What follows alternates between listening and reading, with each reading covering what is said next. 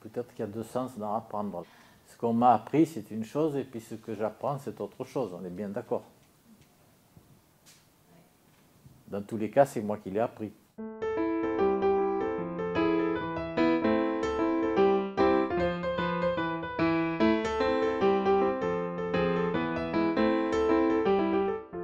C'est moi qui l'ai appris, mais je l'ai appris d'autres. Et ça, je ne peux pas faire autrement. Je ne peux pas apprendre hors de la socioculture dans laquelle je nais. Je m'installe. Si je nais chez les Zoulous, je vais apprendre à survivre dans cette société-là, dans cette socioculture Zoulou. Je vais apprendre à parler le Zoulou, et puis à chasser, enfin à survivre dans cette culture-là. Si plus grand je déménage, je vais aller vivre chez les Anglais, je vais à nouveau, simplement de manière innée et spontanée, je vais apprendre à survivre dans ce milieu-là. Il y a des pédagogues aussi qui disent simplement, mettez-leur des livres, au lieu de leur enseigner à lire, de vouloir les obliger à apprendre à lire, mettez-leur des livres. De toute façon, je ne vois pas comment je peux apprendre à lire si je n'ai pas des textes écrits. Je ne sais pas comment je peux apprendre à nager si je n'ai pas d'eau. Donc ça dépend du milieu. Si je suis dans un milieu où l'on recourt à l'écrit, où on utilise de l'écrit, tous ceux qui vivent dans ce milieu-là vont se mettre à pratiquer l'écrit, à utiliser l'écrit. Si c'est un milieu dans lequel on parle deux langues, trois langues, tout le monde va apprendre deux langues, trois langues. Je suis quand même toujours impressionné de voir que, par exemple, les enfants africains, au minimum, ils sont bilingues, au minimum. Ils sont trilingues, quadrilingues. Parce que c'est nécessaire de pouvoir communiquer. Je construis à partir de ma socioculture, mais bien sûr à partir de mon patrimoine génétique. À partir du moment où j'ai tous les chromosomes en place, j'ai la même faculté que tous les autres à construire et à survivre dans un milieu que je n'ai pas choisi. Et c'est ce qui explique cette faculté d'adaptation de l'être humain qui est incroyable. Si on regarde un petit peu à l'extérieur de ce qui m'est connu habituellement, il y a toutes sortes d'êtres humains qui vivent dans des conditions dans lesquelles moi je serais incapable de vivre.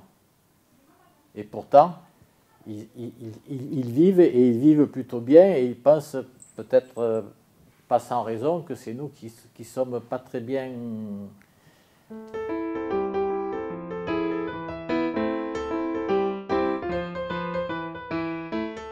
Tout le monde a l'intelligence, c'est-à-dire la faculté de survivre dans une socioculture donnée. Et à partir du moment où il y survit, il apprend à y survivre. Et c'est pour ça qu'apprendre est inné. Il n'y a pas d'autre secret. C'est tout simplement parce que si je veux survivre, je suis obligé de retenir notamment et d'apprendre ce qui m'est douloureux et ce qui me fait plaisir, qui me fait du bien. Spontanément et de manière innée, je vais éviter ce qui m'est douloureux et je vais rechercher ce qui m'est agréable. C'est une histoire sur laquelle je n'ai pas de prise, et puis c'est à partir de là que je suis ce que je suis, et que je construis le monde que je construis, et que l'humanité existe. C'est simplement sur ce principe très simple, mais qui n'est pas limité à l'enfance ou au bébé, mais qui continue jusqu'à ce que je meure.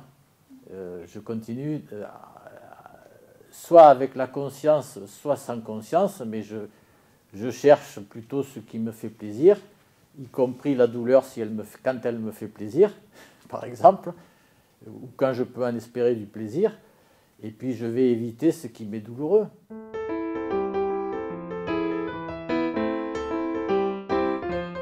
Ce qui va se passer, c'est que le milieu que je crois le même n'est pas le même. Face à deux jumeaux, par exemple, qui ont donc le même patrimoine génétique, et en principe les mêmes ressources et qui se trouvent dans le milieu n'est pas forcément le même, parce que pour commencer, il y en a un qui naît avant l'autre. Et puis ensuite, la perception que l'entourage a vis-à-vis de ces deux-là ne va pas être le même puisqu'il va les distinguer. Donc à partir du moment où la perception est distincte, elle risque aussi d'être différente. Et même si sur les formes, ça a l'air d'être la même chose, dans le fond, ça n'est pas tout à fait la même chose. Le plaisir, ça peut être dans l'allant, mais toujours dans la satisfaction des parents, par exemple. Ça peut être ça qui met dans la balance. Je pense que quand je suis enfant, je n'ai pas d'autre solution que comme je dépends de mes parents, de dépendre d'eux complètement, oui. Oui. Et donc, je vais forcément me modeler à ce qu'eux, ils sont. Et eux, ce qu'ils sont, c'est ce qu'ils ont été aussi. Et je continue de la même manière. Simplement, peut-être que je me choisis de nouveaux parents, ou simplement je sors tout simplement du milieu familial et je vois autre chose.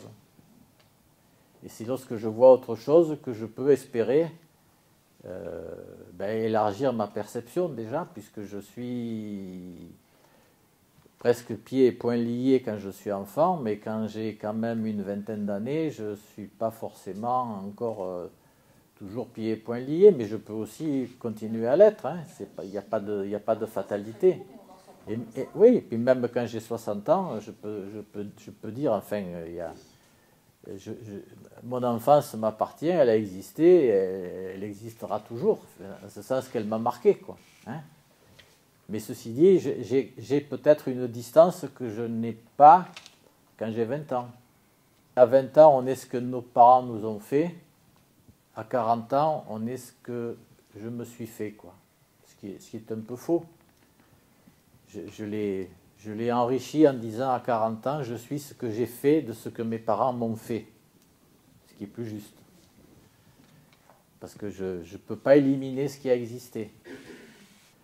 Et le fait que l'éducation donne des résultats, c'est tout simplement lié à ma capacité innée d'apprendre. C'est-à-dire, je peux même apprendre à être éduqué, ce qui est quelque chose d'antinaturel, bien évidemment. Mais je vais forcément apprendre à être éduqué parce que là où je suis, c'est la seule façon de survivre, pour moi, dans ma socioculture. Mais si la socioculture était différente, je pourrais parfaitement aussi apprendre à vivre de manière différente. Je peux apprendre à peu près n'importe quoi, puisque ça dépend non pas de moi, mais de ceux qui m'entourent.